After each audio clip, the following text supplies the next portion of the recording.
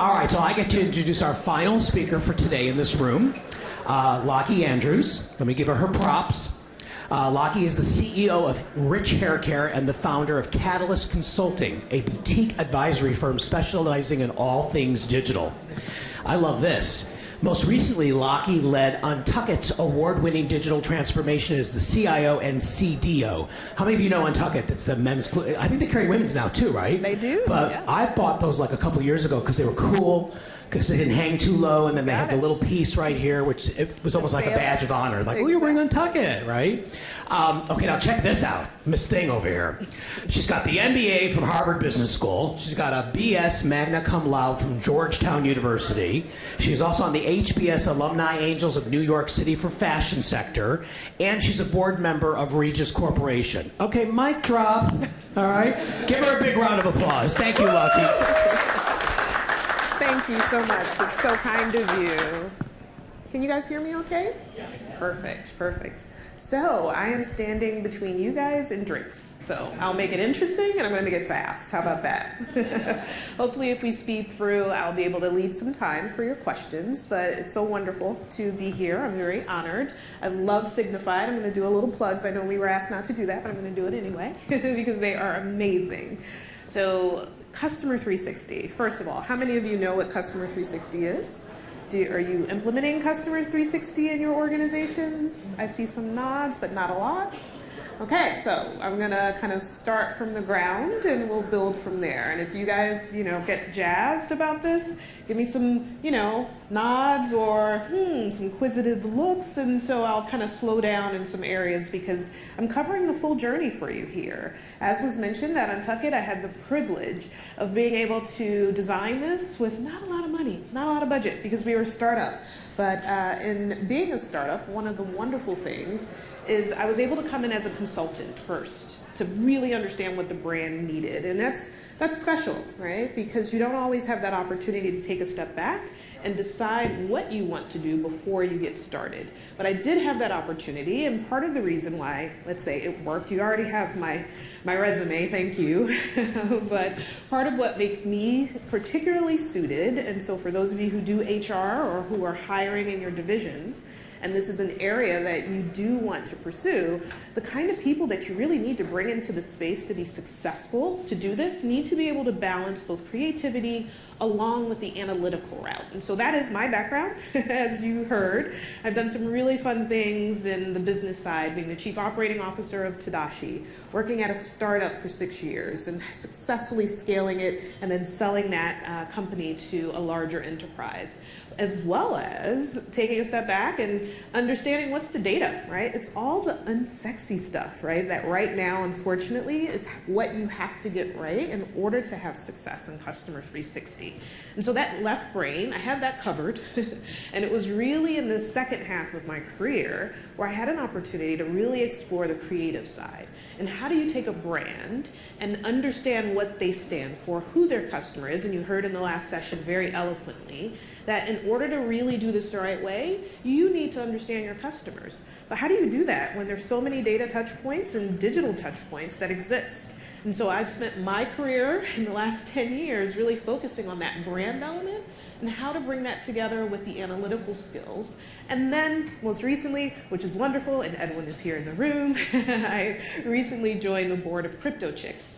I am on the board of the National Academy of Design, and so that art element along with NFTs has come together quite nicely to be able to help that brand steer themselves into the journey. So, getting on to Customer 360.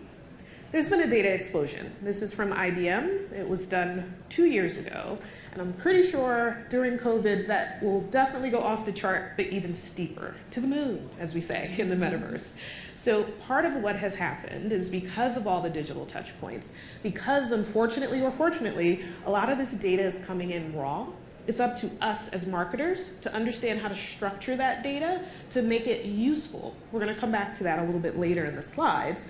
But with so much unstructured data and 75 billion internet connected devices in 2020, again, which has probably increased over the last 2 years exponentially, we as marketers have a job in being able to pull together this data in an insightful way.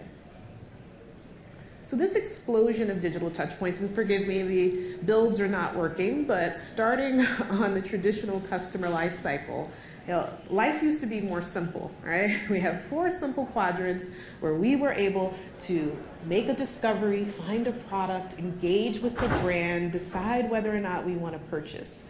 Those were the good old days. Now, what you see reflected in the digital customer life cycle is that exponentially has increased, and you as a brand may be wondering, well, wow, there are a lot of touch points. They could be watching YouTube and see one of my ads. They could simply be on social media somewhere else and a programmatic ad is displayed.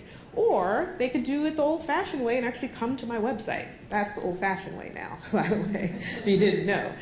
So if you're a brand, where do you start? Look at that wheel and the axes. And then customers, of course, make it even more difficult because they bounce around, right? You may see the brand in one place and then we retarget you. And you notice that we're following you around on the web.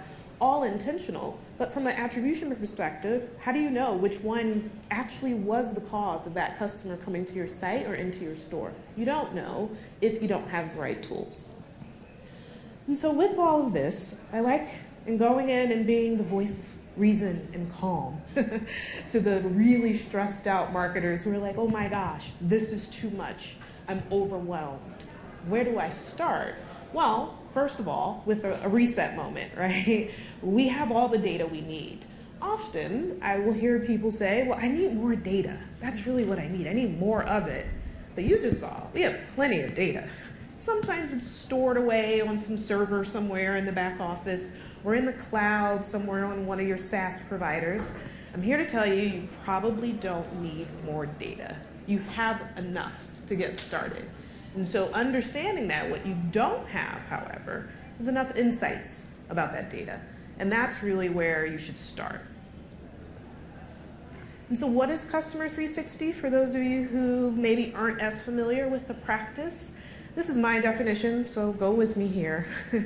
But it's a creation of a master customer record.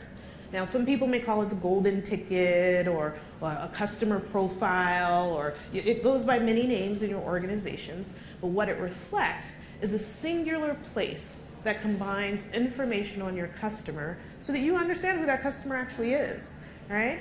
As you're in the process, always have, especially your marketing team, but literally everyone in your organization thinking about who that customer is and how they engage. And however you do it, offsites, insights, whatever you want to do to bring the organization along. Some people name them funny names, right, to help you start to understand the personas, but at least having that as a record within your organization and then sharing that information broadly.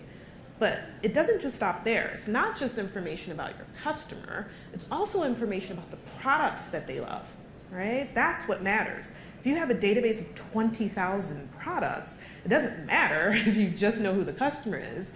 Sometimes of the 20,000, they may only be appealed to 10,000 because of the specific life stage that they're in. Whatever the reasons, and you really understand what that customer wants from the product offering that you provide. But again, it doesn't stop there. You also need to understand how are they engaging with your inventory and your channels. They may be a web person. You know, we had that at Untuckit, where a lot of the men would come into the store, fall in love with the brand, and never show up at a store again. That was it. No more stores. I don't shop stores. I know my size. I know what I like. I'm only going online, and I don't want to have to deal with you people ever again. And we loved them, and they actually owned the most shirts that we ever had, right? Because it was a seamless interaction. Every time we got a new product, like clockwork, they would come in and they would purchase. Women didn't shop that way, though. They were much different and definitely more, yes, more of a cross-channel customer. And our best customers, female, would shop cross-channel and have a 5x lifetime value. Amazing, right? But if we were just looking at one singular purchase online, we may fall into a false pretense that they only love us for online. And so here's the backbone of the omni-channel strategy. As you see, that customer profile, demographics, psychographics, their click behavior and clickstream data on the site, just one piece of all of this. The other pieces that come together, and how many of you have had this experience to really illustrate what Customer 360 is and the benefits, You go into a store and you've seen a product online. And you come into the store happy, right? And maybe you liked it, but you want to try it on because you don't know the size, because the product detail information is pretty short, right? I want to see the measurements. Maybe I want the tall instead of the regular. So I go in and I talk to the sales associate and say, hey, jacket, online, mint green, love it, want it, where is it? Want to try it on. I don't know what you're talking about. Mint green, we don't have anything mint green in the store. Okay, all right, well, let me pull out my phone and try to find it for you, right? Okay, here it is. It's this one. Is this here? Can I see it in a tall and a regular? I just want to try it on and see which one works best for me. Oh, that's cute. Let me see. This is wonderful. Yeah, I like this. Hey, did you see? Look what they're carrying online. This is great. Okay, yeah, I love it too. This is amazing. Do you have it in a regular and a tall? We don't carry that. It's online. Great, I knew that, right? But I want to try it on, right? I've got this, I'm traveling, I want to take it with me. Oh, I'm sorry, we can't do anything. You have to order online. Get a large and, a tall and try it on and see what you want, and maybe whatever we have in the store will approximate what it is online. Okay, but what about another store? Because I know you got a couple other stores in the city. Do any of them have it? Or, oh, well, maybe I can print out the stores and you can call each one of them and see whether or not they have that regular and tall. I don't know. Okay, great. Definitely not the omni-channel strategy and solution of success that we implemented in our digitally native brands. What they've done is understood what their customers want, right? And this is exactly what we did on Untuckit. It's what many other digitally native brands have started with, because they have no other reason for being, right? No one needed, as Chris Riccobono, the founder of Untuckit, said, there was no need for another shirt brand in America, okay? There were plenty of shirt brands. But what we did is understood that there was a certain customer who wanted a shirt that went from day to night, that didn't look sloppy, and that's it. He's out there, he has other solutions, but they're not good enough. So we're just gonna focus on the things that matter to that customer base. And so in an Untuckit experience, you would go into a store and say, oh my God, I saw this jacket online. It's great. I saw it in the plaid. It's amazing. It has pockets. It's wonderful. Can you please? And the sales associate would say, I know exactly what you want. We are familiar. That product exists only online. However, we have a size in the store that you can try on, because you're probably here wanting to know what your size is, right? Yes, because I don't know what my size is. I'm in between sizes, so I just, don't worry, have a seat while I go pull it from the back, okay?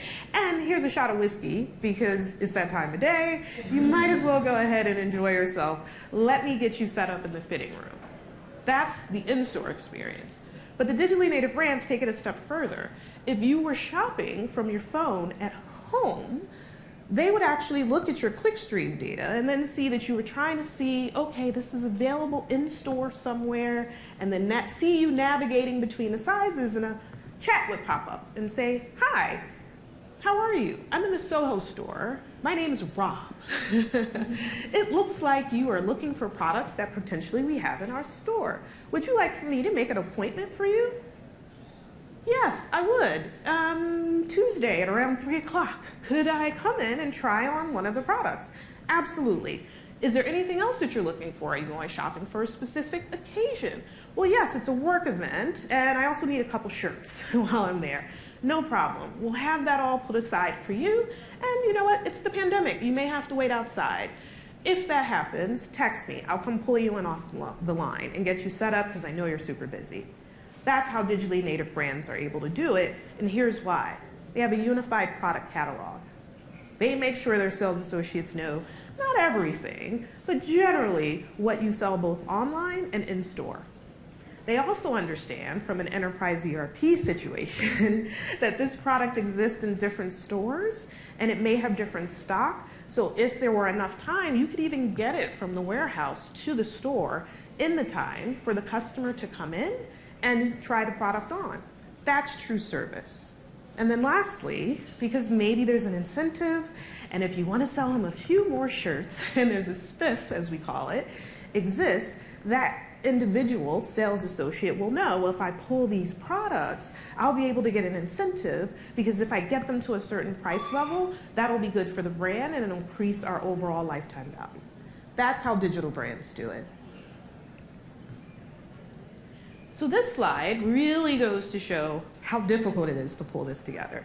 But the way to think about it is what matters most to your customer. And as we heard in the last panel, you don't have to do everything. That's the beauty. The first thing, and where you started, was first in understanding, what does your customer want? And so for Untuck It, that was, I want it fast. I don't really care what the price is, right? Because it's a $100 shirt, not cheap. But the way most men shop is that they don't, like some women, it's not all about getting the cheapest product. It's about having your size, the convenience, and probably that shot of whiskey, right? As a nice topper for what your really stressful day at work.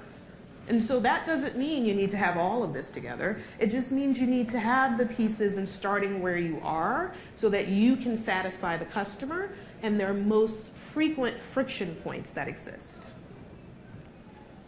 And so where do you start in your customer 360 journey? Number one question that I get, I was at Shop Talk, that was the first thing that everyone asked me, so I'm just gonna answer it for you here, right?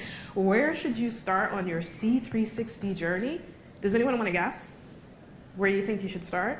With whiskey. Definitely with a shot of whiskey. Anyone else? Data. What's that? Data. Ah, look at that. Someone's listening. Start with your own data. That's where you start. You have to get your data in order. There's no way around it.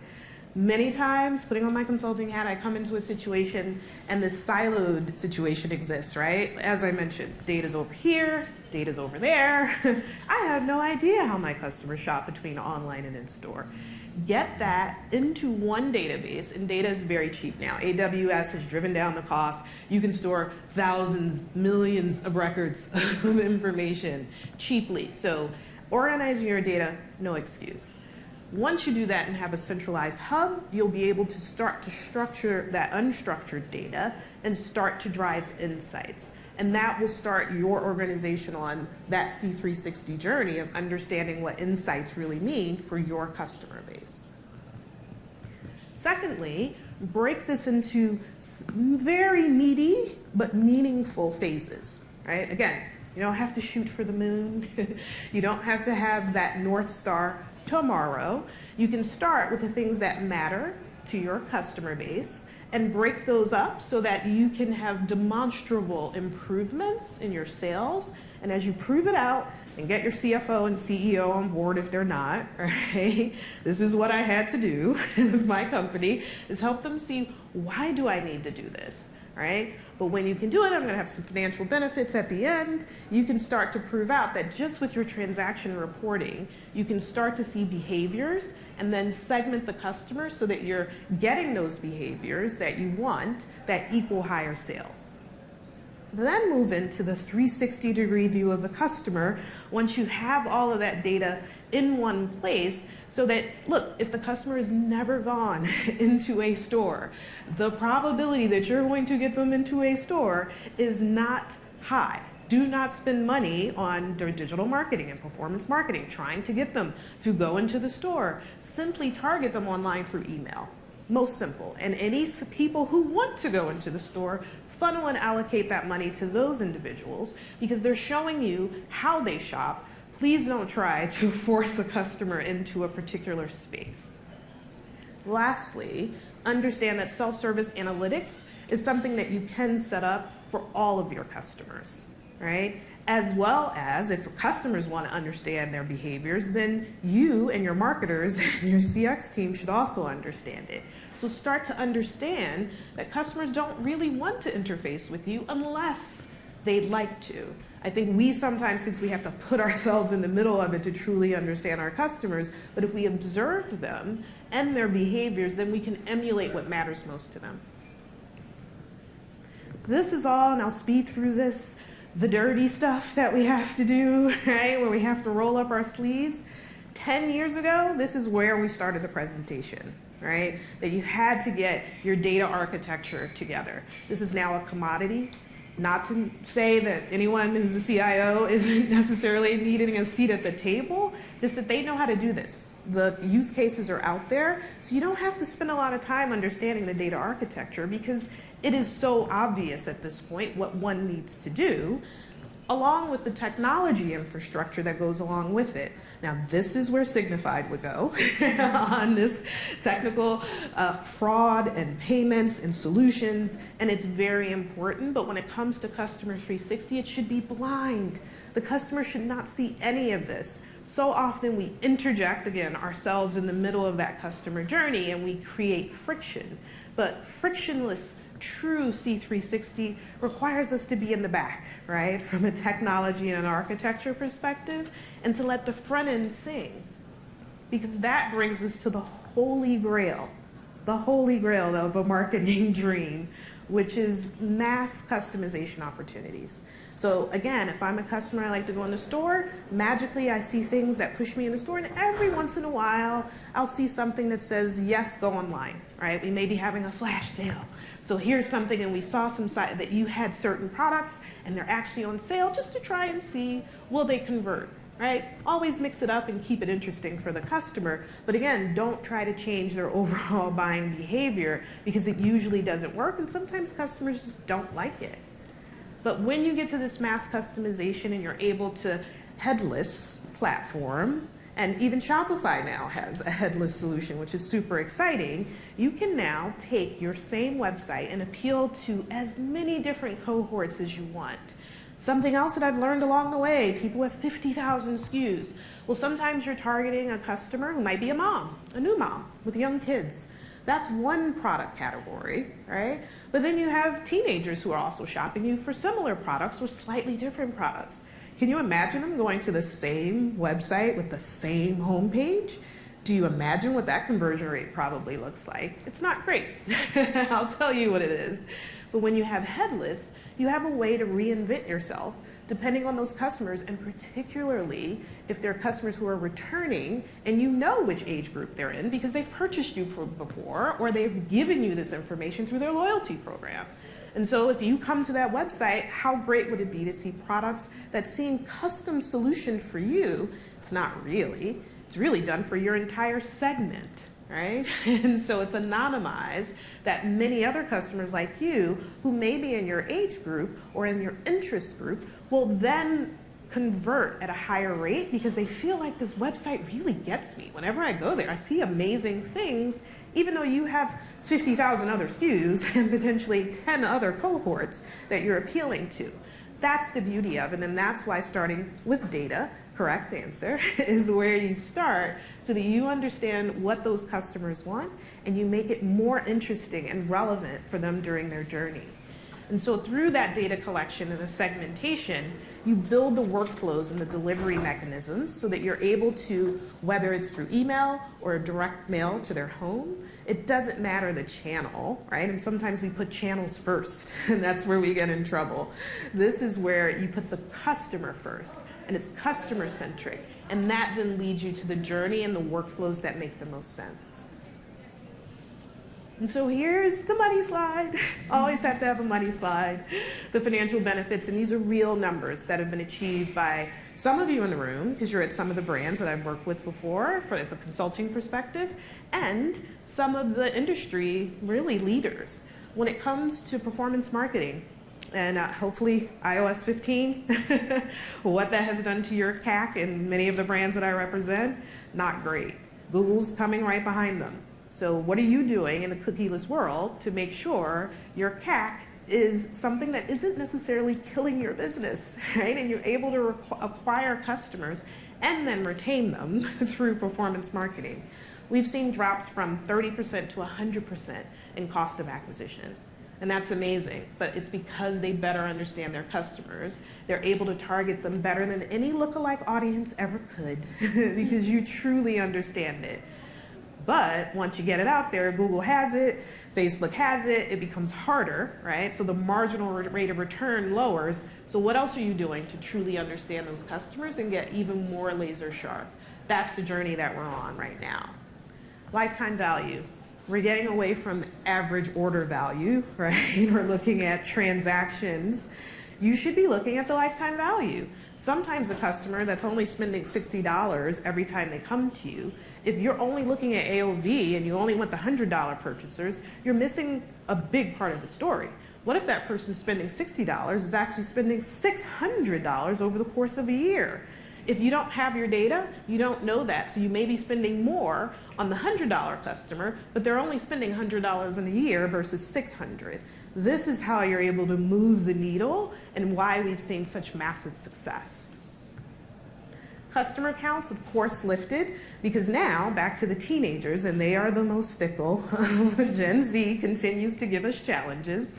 They want to come to a site and see that you have the right tone, that you're ESG, that it's important for you to give back to the communities that you're serving, and that you have great products that potentially have inputs that are transparent so that you understand the supply chain and you're being ethical. These are things that matter to Gen Zs, doesn't matter as much to baby boomers, right? So you need to understand that about your customers, and if you can have a headless platform, you start to convert customers even faster, and we're seeing that with all of the C360. There hasn't been a failure yet, which is wonderful.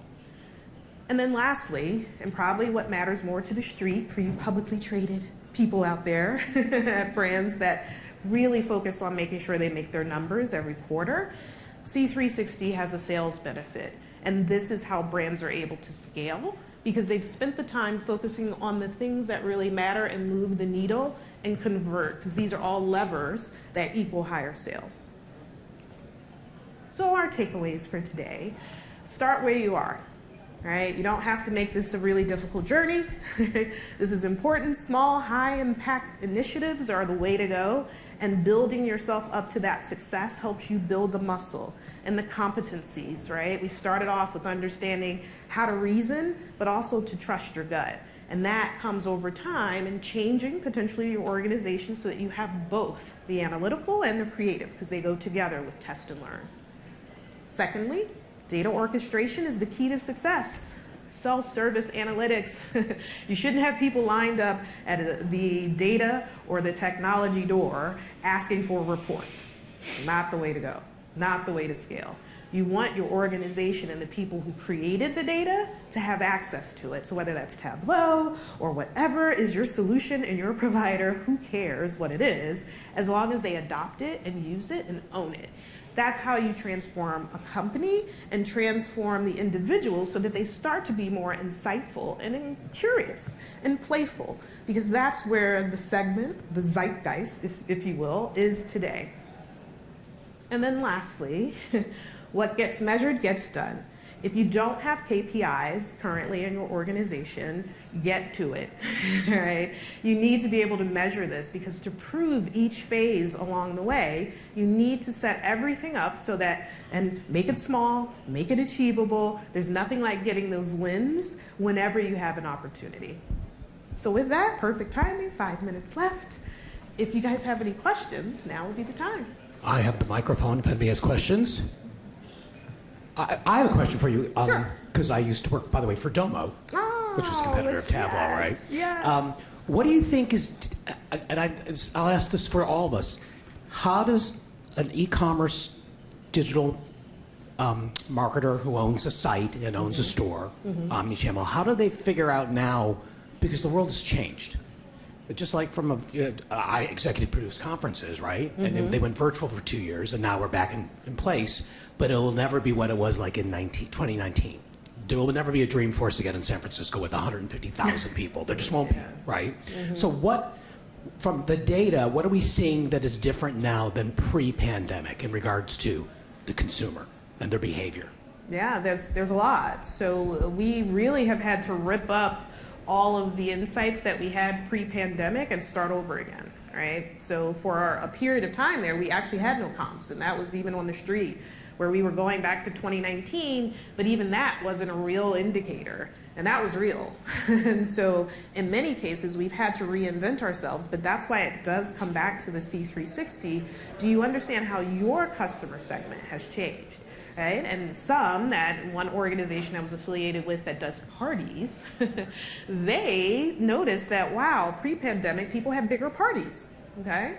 But now we've been slowly inching our way back to that number, and we're still not there, right? So if you're looking at your average basket size, it's changed completely because people are still having smaller segments. They don't feel comfortable going back to 10 people on average, right? Place settings that you would have for a party, and particularly for children, right? Where those groups have become more insular. So it depends on the brand how their specific customer segments have changed, but most people don't know that, right? Especially if you're servicing 25 different segments and you don't have that hat on at every moment. It's just, I call it spraying and praying, right? That you are hopeful that whatever changes happen, that it's the same across all the cohorts, but that's not true. So you shouldn't be trying to serve 10 party places, right, to customers anymore. You need to understand that maybe if you've had children, you have a smaller segment, but if you're a college, you can probably still have 25, right? And so you can get away with it there. Yeah. When you're talking about segments, do you think that there's value in running, say, a multivariate test to understand how your different segments are performing and then set up personalization strategies for each? Or is there value in just going straight to the personalization based on like different hypotheses there? There's no easy answer. You know, again, some people may not be in a position, and some people may not even know what multivariate testing is, right? So, yeah, no worries, no worries. If you're in an organization where you're sophisticated and you have that ability, absolutely. Start with multivariate testing. Make sure whatever hypotheses you have, at least at a broad execution level. There's nothing wrong with giving people the opportunity to just kind of get started where they are, right? And so if you're a marketing team and you just want to test and learn and it won't have a major impact, feel free.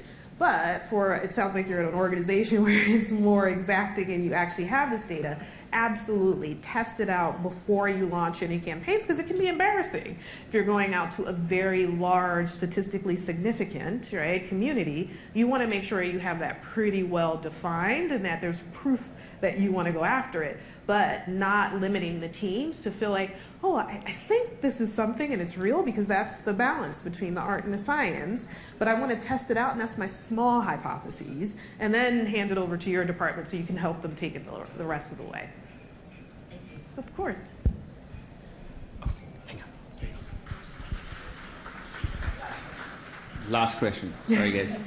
So a lot of the themes we've heard today are personalization, customization, culminating in Customer 360 here. But you alluded to this in the performance marketing comment, which is Apple essentially going to war with Facebook. So, you know, it's going to get tougher and tougher. So essentially they're educating their installed base about privacy. Mm-hmm. So what do you see merchants doing? How are they going to adapt to the new normal, I guess? Because you want to capture all those data elements seamlessly at the back end, as you mentioned, to paint that accurate picture about who your customer is, right? So how do you see that playing out as more and more consumers actually opt for those privacy choices which run contrary to what merchants want? Yeah, we're seeing it, and it's actually more of the baby boomers who have responded the worst in terms of a marketing and merchant perspective, where they're opting out, right? So we just lost visibility into those audiences. Younger people, fortunately, I love Gen Z, they don't really care, right? They're like, yeah, there's some button that clicked up, it was annoying, and I clicked it, and I didn't really read it, right? That's real. Like, we're seeing the adoption rates are like 40% who opt out. Love it. But then in some cases, baby boomers, it's 70% that opt out. That's trouble. There are many solutions out there that are racing to try to figure this out, but that's where we get to the anonymized data, right? Which a lot of people are trying to sell us on, and I believe in it. That'll get you somewhere. But then I think the answer is zero-party data and first-party data, right? what Stitch Fix has done and how much information we give away to Stitch Fix in order to get those boxes every month is insane, right? Younger people don't care. If you get me what I like, I will tell you everything about me, right? And that's where I think most brands are going and trying to figure out through their loyalty programs, how can I get more information from customers, but they give it over freely in exchange for value? That's where I think people are going to have success in the future, that your customers will willingly give you this information, but it has to be, number one, you need to be a great steward of that data, so no breaches, go with Signify, but then also understand what you're giving them back in order to exchange that data. But it was a great question.